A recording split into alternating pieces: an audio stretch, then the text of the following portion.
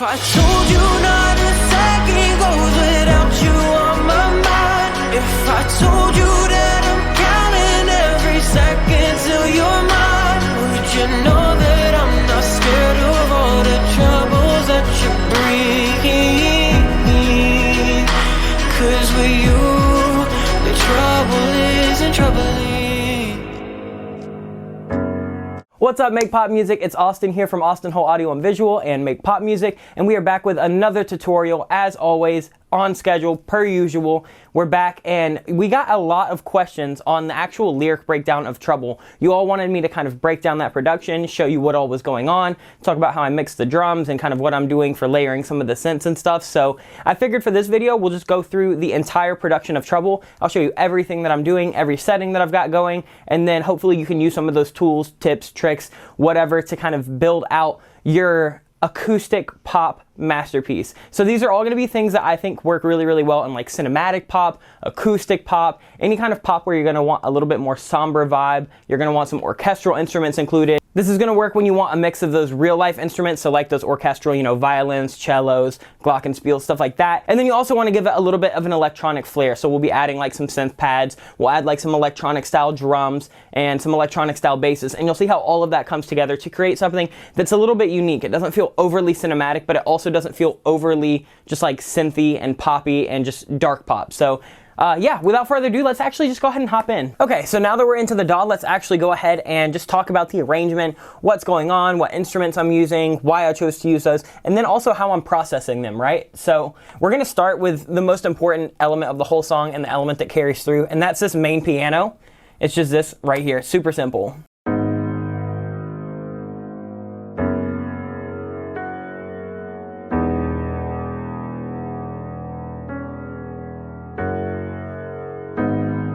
And importantly, you can see that I automated the sustain with like a sustain pedal, or you can automate it with your actual hands.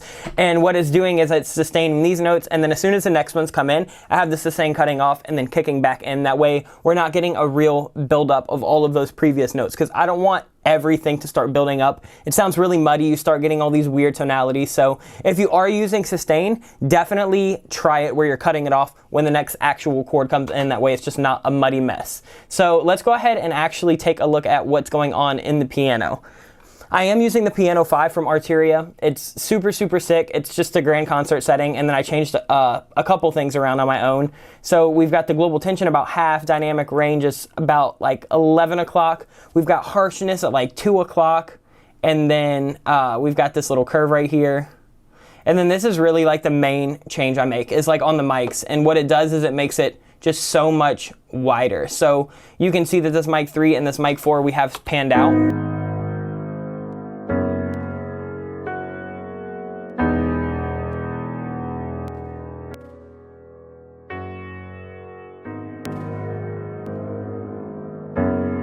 And that just adds a little bit of extra depth and dimension, as if you were actually miking up a piano. And then we've just got their concert hall right here. I'm not doing anything crazy. And this is just the EQ that the grand concert comes on. So nothing super crazy. Let's talk about post-processing. I did scoop some of the lows out just because it was a bit intense. Like you'll hear it. It's a little muddy.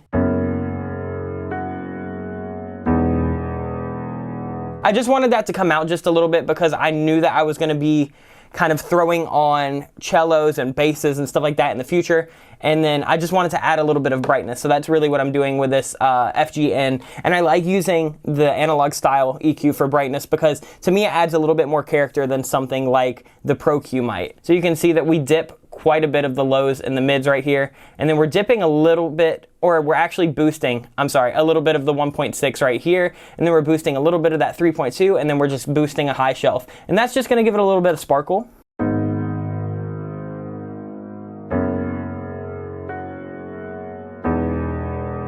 It just gives it a little bit of presence. It'll cut through the mix once we start adding in extra stuff. So that's really all it starts with. It's just that, the vocal, and then I've got this little clock ticking down here. Maybe you could be my wife. Maybe I could. And then this clock is literally just a clock sample that I EQ, just took some frequencies out that were a little bugging me. Let's go to where we actually pull some more stuff in. So right here. So leading into that, we've got this little sweep and then this impact right here. These are really important for creating like tension and movement. So it's definitely a cinematic vibe on those. I wanted something that was going to give it a little bit of intensity because so far it had just been piano. It was pretty bland, and not a bad way. Like I wanted only the piano, but I wanted to make sure that people knew that it was going to be, you know, kicking up a notch. So introducing those really cinematic risers and hits kind of helped me. So let's go ahead and talk about the drums that we're pulling in, because I got a lot of questions on, you know, how'd you make those drums sound so big and so punchy? So what it is I've just got a kick and then this little snap right here. And this kick, I don't even remember where it was from. It's just called Kick 2 in my actual thing. So who knows which sample pack it came from. And then I am processing it with Camel Crusher. So that's what it sounds like naturally. I didn't want a lot of that click. So I threw Camel Crusher on, compressed it a little bit, but more importantly, drove that cutoff way, way, way down instead of. So that gives me that punchiness of that low end, but it doesn't give me that clickiness. Listen to how bad it would sound in the mix if we have all that click. Sounds like an EDM kick. I don't want that. So I cut all that out. And then I have these snaps. These are just from the Smokers pack from us, I believe. Didn't have to do anything. Reverb's printed on them already. So that was super simple. But then what I really, really did to create that really big, roomy kind of atmosphere with these drums is I layered in this kind of hit on every little bar. So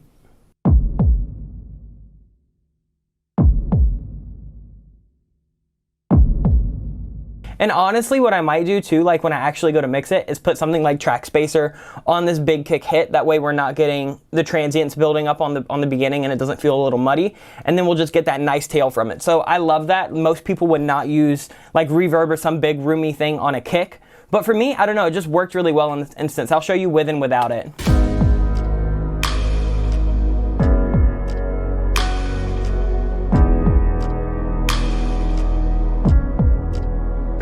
It just adds a nice little bit of like breath to it. That way the kick doesn't just feel so like heartbeaty to me. I don't know. It just, to me, it filled out the space really nicely because the arrangement's still pretty simple. Then we have these pads coming in and they're pretty simple. I'm just cutting a little bit of low end, boosting a little bit of top end, and it's just this like filtered out pad. It's super, super simple.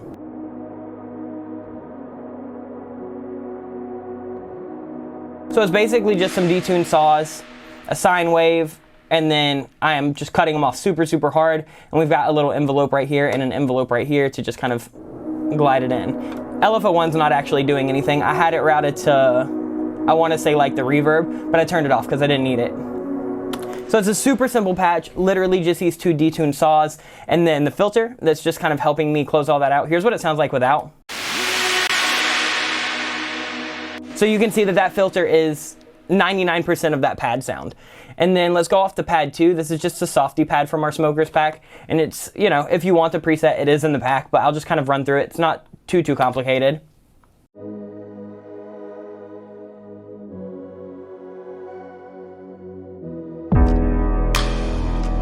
And so the reason that I had these two pads is this first pad right here, this one, was adding a lot of like low end sustain that I really, really liked under this kind of piano. It just added a little bit of like this airiness underneath. And then I wanted a little bit of brightness, so I have this one.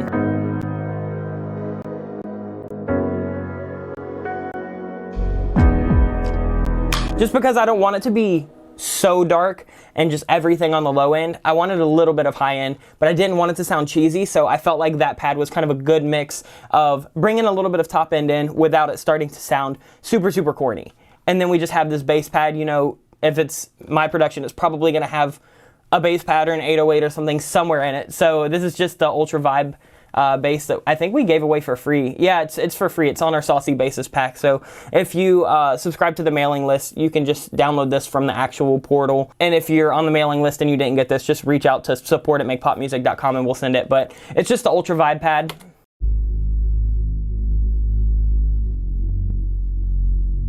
Basically just like a restyle bass, so nothing super, super crazy on any of the sound design. And that's it for the verses. I've been catching myself falling deeper in your And we just got these little vocoders. We've done a tutorial on how to do a vocoder and basically everything that goes in, so I'm not going to go into them too much, but right here I just have them on key phrases.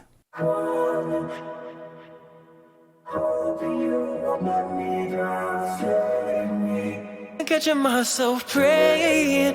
And I just did them on those words because it, to me, like, just drives it a little better. It's kind of carrying it forward, and it almost gives it some breath when those words are coming in and then coming out and then coming in and coming out. So I really like the dynamic of it, so I kept them. Then I've just got a cymbal swell up to the end of this verse. I can't stand the thought of waiting. I've been going crazy picturing how he holds you. And again, I went with a little bit more futuristic riser because everything right now is sounding a little bit somber, so I wanted something that was a little bit more high intensity rather than like a cymbal swell right here. So we had, it's more of this like, it's almost like a sci-fi type swell, which honestly, I don't know normally if I would put it there. I was just kind of going through and it sounded sick in the context, so I used it. It was just some trial and error, and I liked it. So let's go on to the actual hook now. So the hook, the drums are still going to be that big kick, big snap, and then just the main kick. So we've got, but now we've got this little crash swell coming in. And I added this little delayed rim hit. So the rim hit on its own is already super roomy. It's from the, maybe from the Smokers pack. It might just be from the Chart Topper pack. It's from one of our packs. We have rim hits in almost all of them, so you could easily use them.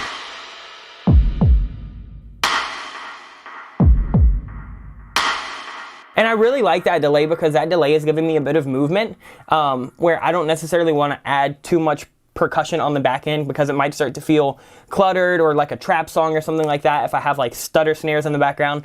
So having this just, dotted eighth note kicking in and just kind of moving back and forth from ear to ear, to me gave it a really, really nice movement, especially mixed with everything else.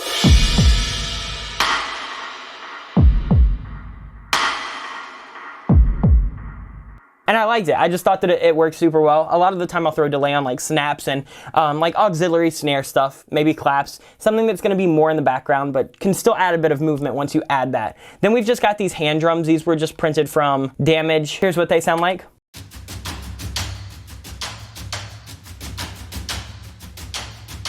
So that's where you're really getting that movement that's going to start tying in with some of the strings that we're bringing in. So here's everything all together.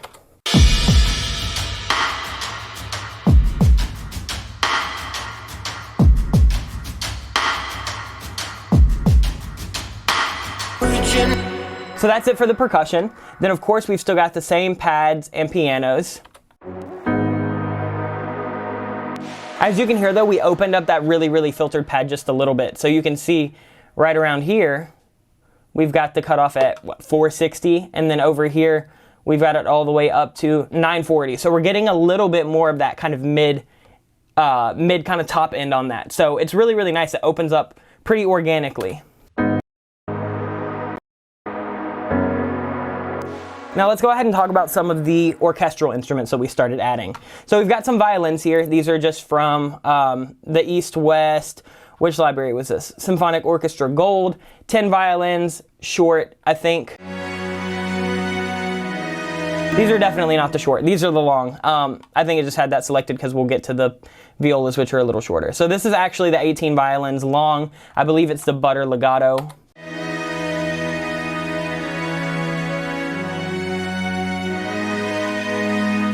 And you can see that I've automated a little bit of expression just to kind of give them a little breath and a little bit of movement. That way they don't just sound like, you know, just cheesy fake strings. So I have that just expression in there to kind of give them a little bit of wave. So if you have a string library that allows for expression or, you know, dynamic or velocity control, definitely use that feature. They've probably put a lot of time and effort into actually giving you that option. And that's going to make your strings just sound so much more realistic. So take a little bit of time and automate that. And I think that it's got a really, really big payoff. So that's just doing these really, really big chord stacked.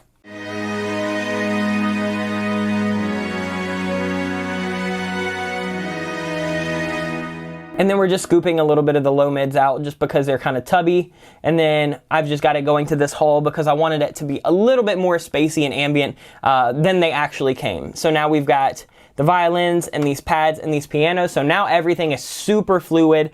Everything is kind of sustaining. We've got like this big sound bed.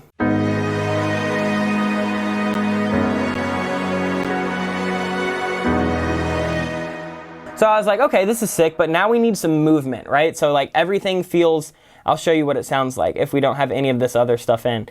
Everything sounds really just long and sustained. And it's nice, but I don't know, to me it's like I'm losing interest. Told you not a second goes without you on my mind. If I told you. So I was like, fuck it, let's get some movement going. So I wanted to add a staccato cello, and this is again just from East West. I think that this is probably the 10 cellos, and it's just doing a staccato pattern.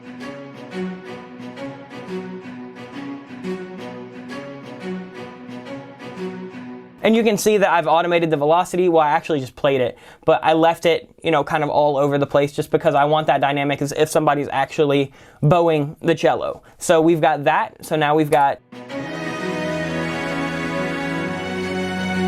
And you can hear that this cello is actually doing the same rhythm as these hand drums.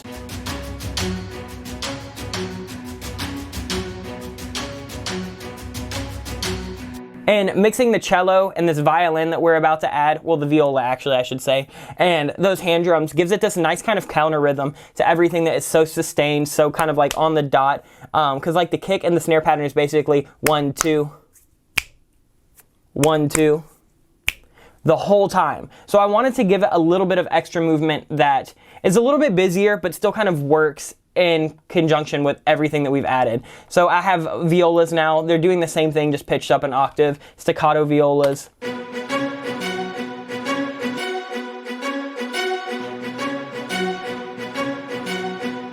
And what I did is, this was kind of a cool trick. So the cello and the viola were actually panned to the same side, just because in the library it'll pan it as if you're sitting in front of an orchestra. But it was throwing off the balance because I didn't want to add like brass or woodwinds or anything that would have been panned to the left. So I was like, okay, I'll just throw on a stereo imager, and then I just swapped the left and the right. So I left everything kind of intact in terms of like where the stereo imaging was, because if I was to just pan that over, I would have lost that information because it's actually printed on the left side of, or on the right side of the speaker. So panning that to the left is really just going to start to cancel out that right side. So what I wanted to do is, instead of panning it, I just wanted to flip it and swap it, and then we get this.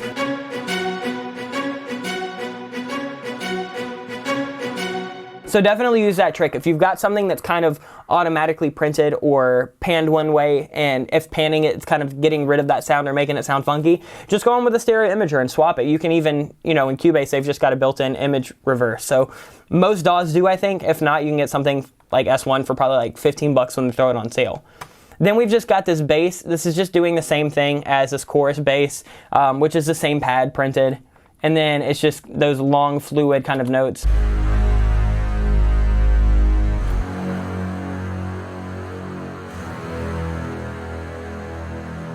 And I boosted the top end because I really wanted to get that like heavy sounded bow action that was coming in. So here's without. And I scooped a bit of the low end out because we've got that bass pad underneath. So it's just keeping everything kind of tidy.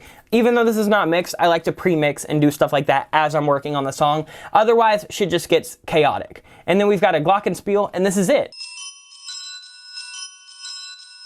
So that's doing the same thing as the cello and the violas, and I've added this extra reverb on it. Here's it with nothing. Told you that I'm counting every second. But it just sounded a little vanilla and it sounded a little corny, so I added this extra reverb on it to kind of give it this longer, almost like a pad-like vibe. And then I threw kickstart on it. Since everything is pretty like 4 on the floor anyway, I was like, you know what, let's give it some extra movements. Told you not a second goes without you on my mind. If I told. And to me, that just swells really nicely with the dun dun dun dun dun, the movement that we've got in that. So I don't know, I liked it, and to me, it added a little bit of an electronic element to something that was otherwise super organic. And so that's what I'm talking about in this song, is like we have a really good mix of things that are organic and symphonic and orchestral, and then we're not afraid to kind of process them like we would a synth or a pad or something in an electronic song, or even throw on electronic elements. Then we've just got, you know, another hit and the TikToks come back, and then We've got a vocoder through this whole thing. If I told you not that you on my mind, if I told you that I'm counting every second till you're mine, would you know that I'm not scared of? So you can see that we don't have any like cymbals or hi-hats or anything like that driving that rhythm. So that was the big reason that I wanted these.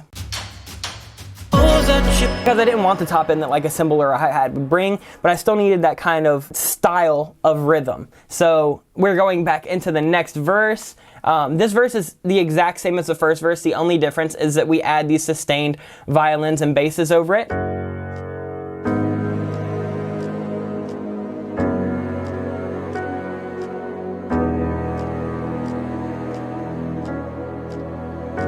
So it's a really, really, really parallel production. It's basically just copy and pasted, and then we add a couple elements here and there. So like here we added that bass just to make it a little bit different from the first verse, and then let's go to the last hook. It's exactly the same. Told you not a second goes without you on my mind. If I told you that I'm counting. And then I decided that since the instrumentation was just almost like a hook in its own, like it's just so orchestral and kind of cinematic and just huge, I was like, I need a moment of just that at the end of the song, right? So I stopped the vocals, and then we kind of have an instrument kind of bridge out.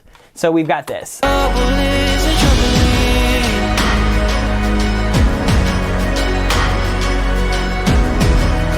for that part, since we don't have any vocals anymore, I was like, let's bring the human voice back into it. So now we've got a choir lined up.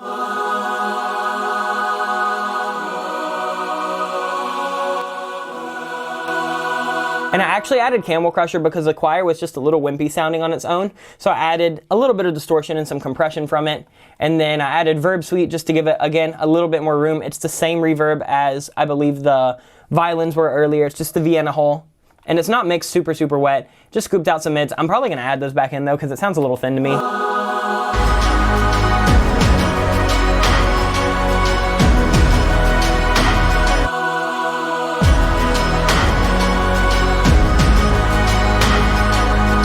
So that's adding a bit more sustain. And then the last thing that we have is this flute. And this flute is just doing this over it.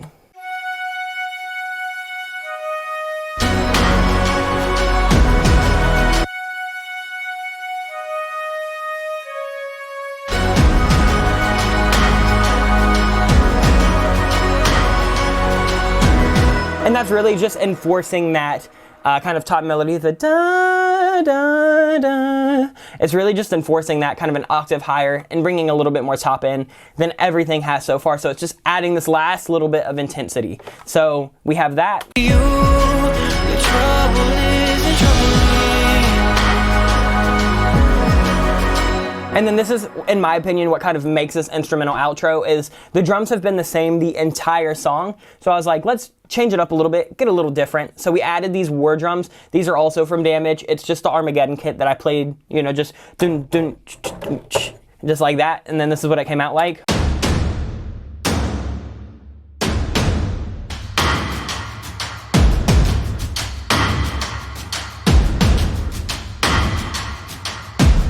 And to me, that added impact, it added a little bit of room and sustain, it added a little bit of aggression, and it was just a totally different texture than we've had the entire song. And to me, it just is so cinematic at this end part. It's just huge. I love it. I could see it like in movies, I could see it in like TV shows, so I really, really liked it, and I'm glad that we took a minute to let the vocals breathe and have this kind of cinematic outro.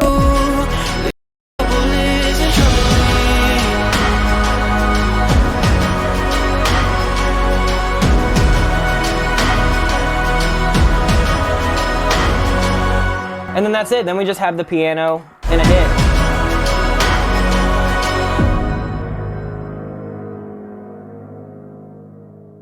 And honestly, that's the whole song. As you can see, there's not a ton going on. It's really a couple drum tracks that do the same thing pretty much the whole time. A piano, a couple pads, some super basic orchestral elements, a bass pad, which is a free preset, and then just some impacts and this like clock Foley sound. and one vocal. That's literally this entire track. So basically, you can keep everything super simple and you can repeat stuff as long as the melody is changing, or as long as one element is kind of changing and you've got something that is keeping people excited. I think that it's okay to go simple sometimes. Like, I think that this song did exactly what I wanted it to do. Even looking back, there's really nothing that I want to add. As I've said before, when you're adding an element, it needs to add something, either rhythm or melody or harmony or texture, and I don't really think that this song at the moment needs anything else right now. So even with like vocals and stuff, we might have, the girl who's actually going to release this, we might have some stacks in the hook, but other than that, I like the whole solo vocal. It feels really, really intimate. Everything about this kind of feels intimate. Like, it sounds like what the subject matter is. So hopefully you like this instrumental rundown. If you want to see anything else in more depth, definitely let me know. Awesome. Hopefully you guys enjoyed this rundown of Trouble. As you can see, there's not that much going on in the track at all. It's really just like those drums, the piano, a couple different symphonic instruments, and then those pads, and that's pretty much it. The vocal that we have in there is just kind of a placeholder vocal because there will be an artist coming onto this. I've got her vocals now, so it's just got to be mixed and finished up. So hopefully the song will be coming out soon. When the song releases, I'll definitely post all of the stuff in the description. So before you guys even ask, yes, it will be released. I just don't know when at the time, and when it is released, I'll let you guys know. If you like this video, please be sure to like, comment, and subscribe. We really appreciate it. It helps us out. It keeps the channel growing. You know, it's some nice self-affirmation for when we're feeling down. And so we really, really appreciate it. If you want to pick up any of our stuff, go over to makepopmusic.com. Come join the group. Let's hang out. Let's get lit. Other than that, I will see you guys next time. Let us know what you want to see. Much love, Make Pop Music. Peace out. Tell you, I've been catching myself falling deeper in your ocean, calling, trying to stay afloat.